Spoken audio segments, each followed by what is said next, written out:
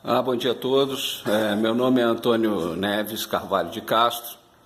Eu aproveitei aqui que eu acordei, hoje é domingo, Dia das Mães, e eu resolvi fazer um videozinho rápido para falar sobre animais, né? Cachorro, gato, passarinho, enfim. Quando a gente lembra da nossa infância, a gente está sempre pensando naquela vontade de ter um animal, de ter um bichinho dentro de casa, né? Eu morava num apartamento no Leblon, sempre morei no Rio de Janeiro, uma cidade grande, e meus pais vieram de classe média e era um momento do primeiro filho, né? E aquele trabalho que dá a criança e aquele primeiro contato, né, com fora de casa, né, passeando na rua e tudo. E a gente começa a ter aquele estímulo visual com gato, com cachorro, né, enfim. E o animal realmente é uma coisa que fascina, né? A mãe chega e fala assim: olha o cachorrinho, olha o gatinho e tal. O que acontece? Você começa a ir a um local público, a uma casa de um amigo, e você vê que o seu amiguinho tem um cachorrinho dentro de casa. Você vê que o seu amiguinho tem um gato, né? E você pergunta: mãe, eu quero um gato, eu quero um cachorro, já com 3, 4 anos, tal. E aí já veio o meu outro irmão, né? Tem uma diferença de 2 anos. E eu notava sempre que os meus pais evitavam, né, de botar um animal dentro de casa, porque é novo trabalho, um neném dentro de casa, e realmente é uma coisa difícil para uma mãe. Naquela época minha mãe ficava sozinha, o Leblon era um bairro muito afastado do local onde normalmente as pessoas viviam no Rio. Era um bairro ainda que era quase que o final de uma linha, ainda não existia um fácil acesso para São Conrado, para Barra da Tijuca. O tempo vai passando e a gente vai convivendo com familiares, inclusive, que tinham algum animal de estimação. Eu me lembro que a gente viajava nos finais de semana, às vezes para casa de um avô em São Paulo, do outro aqui no estado do Rio, em Teresópolis, e a gente passou a ter contato sempre com o animal. E a gente não pedia para o pai, para a mãe, e a gente não tinha um animal dentro de casa.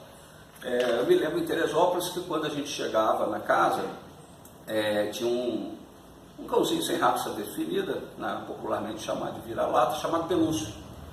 E o Pelúcio era um cachorro que vivia fora de casa. Então era um momento que a gente tinha para ter o nosso cachorrinho, né? Apesar dele ser da minha avó e do meu avô, a gente tinha contato com o cachorrinho, né? E voltava logicamente para o apartamento no Rio falando: mãe, eu quero ter um cachorro, eu quero ter um gato e tal. Ia para São Paulo, a gente passava sempre o Natal. No Natal a gente passava fora, né? Chegava em São Paulo, ia na casa de uma tia, e naquela época o cachorro da moda não é o cachorro que a gente vê hoje em dia, né? Ou era um piquinês, ou era um poodle, ou era um bulldog inglês, enfim. A gente olhava, brincava um pouquinho, voltava novamente para nossa casa. Bom, a gente começou a entrar na idade escolar e conviver com os amiguinhos na sala de aula. Na sala de aula, a gente escutava sempre: eu ganhei um cachorrinho, eu ganhei um passarinho, eu ganhei um periquito, né? Na época todo mundo: eu tenho um periquito, eu tenho um coleirinho e tal. E a gente chegava em casa e pedia: mãe, me dá um animal, me dá um cachorrinho, alguma coisa. E as mães vão botando a mão na cabeça, vão vendo que animal é uma coisa que dá trabalho, a gente ainda muito pequeno, e isso acaba realmente sobrando para os pais, né? Meu pai trabalhava no centro da cidade, era longe, e o Leblon, como eu disse, era um bairro que poucas pessoas iam visitar, muito menos ajudar a tomar conta de um bichinho enquanto a gente era pequeno. A gente foi visitando, né? Vai crescendo, vai na casa de um, passa férias na casa de outro. Meu tio tinha casa em Saquarema, numa cidade de praia, tinha passarinho, e a gente vai, né? Poxa, todo mundo tem um animalzinho de estimação e eu não tenho um animalzinho de estimação. O que a gente faz? Mãe, me arruma um animalzinho de estimação. O outro irmão, meu irmão Ricardo, na época, também já ajudando a dar força. A mãe, naquela época, a gente se sentia, né? Ah, nossa mãe não quer nunca dar um animalzinho pra gente. Não, chega uma hora que eu acho que não tem jeito, como todo pai, e ela parte para um primeiro estágio, né? Ao invés da gente chegar em casa e encontrar um cachorrinho, um gato, a gente encontrou o quê? Um peixinho. Lógico, foi uma felicidade, né?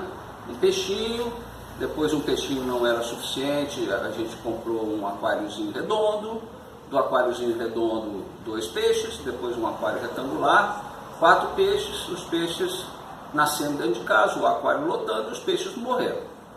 Aí começa a primeira decepção, o aquário vai sendo esvaziado, vai para o armário e ninguém mais quer peixe. Bom, naquela época a gente não tinha pet shop, né? Nem essas feirinhas, nem esse comércio e exposição de animais, né, domésticos. Então, era comum a gente ir num mercado ou numa feira popular e olhar outro tipo de animal. A gente viu os pintinhos, os patinhos, né, até os peixes mesmo na feira. Bom, tartaruga, na época a gente tinha tartaruga, aquelas pequenininhas. Bom, batiam para a segunda etapa. Chegou o pintinho, logicamente, uma gracinha, né? Você coloca num cantinho, ele pequenininho, você compra um pouquinho de farelo de milho, o pintinho começa a crescer. Em 4 meses o que acontece? Ele começa a virar um franguinho. Com 6 meses ele começa a bater asa. E nada contém esse animalzinho quase que vira uma galinha. No final a gente já sabe. A gente é obrigado a dar para alguém que tem um quintal e o bichinho de estimação vai embora. É um ensinamento? É um ensinamento, sim. Por quê? Porque quando você parte para uma tartaruga, que é um bicho que vive, de repente, uns, 50 anos, você começa a ver que a tartaruga anda devagarzinho, ela como um alface, ela esconde, some 2 dias atrás no sofá, faz aquele cocôzinho pela casa, você daqui a pouco se desinteressa pela tartaruga. Aí vem a primeira história, todos os pais dizendo, olha, vocês não conseguiram cuidar direito dos peixinhos, vocês não conseguiram ter o pintinho, porque o pintinho vira uma galinha, e você também passa a ter um problema com a tartaruguinha, que você vai para o colégio e cabe a mãe botar, trocar água, trocar o jornalzinho, dar a folha de alface e tal, porque você acha que o bicho não é tão interessante para ser o seu companheiro. A quarta fase. A quarta fase é quando você resolve ter um outro tipo de animal. Qual foi o outro tipo de animal? Um hamster. O hamster é um animal muito bonitinho, ele chega em casa, ele cabe na palma da sua mão, você vai, compra gaiola, você compra rodinha, você compra outro tipo de alimentação, compra uma coisa para ele ficar brincando, mas o bichinho fica dentro de uma gaiola. Então você passa lá uma vez, tira o bichinho da gaiola, passa lá a segunda vez, põe o bichinho no colo, com 3 semanas esse bichinho vai ficar na gaiola rodando na rodinha e você esquece, vai entrando em idade escolar e o bichinho fica preso ali, até que um dia ou você dá o bichinho acaba morrendo dentro de casa e você tem uma nova decepção. Visitando os outros parentes, a gente começa a ver que por morarem numa casa ou num sítio ou em alguma outra localidade com um espaço adequado, você passa a conhecer os cães com médio e grande porte. Minha avó em São Paulo, através do filho dela, meu tio Fernando, ele teve um boxer, né? Um cão ativo, alegre, inteligente, não entrava dentro de casa porque ninguém queria um cão daquele tamanho fazendo bagunça, mas o cão se divertia no jardim e passeava na coleira e tal, e a gente começou a ver essa grande mudança de um animal doméstico, né? Logicamente, um animal maior, ele desperta paixões, mas traz alguns problemas, né? O animal passa a liquidar com plantas, a roer sapatos, comer roupa, cavar buraco no jardim, fazer xixi na roda do carro, e, enfim, é uma condição mais complicada de você tomar conta. E a alimentação, que é um volume muito maior do que um alpiste para um coleiro dentro de uma gaiola.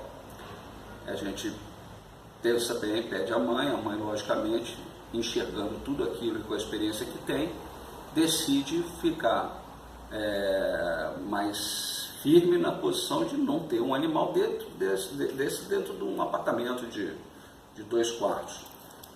A gente acaba ficando um pouco decepcionado.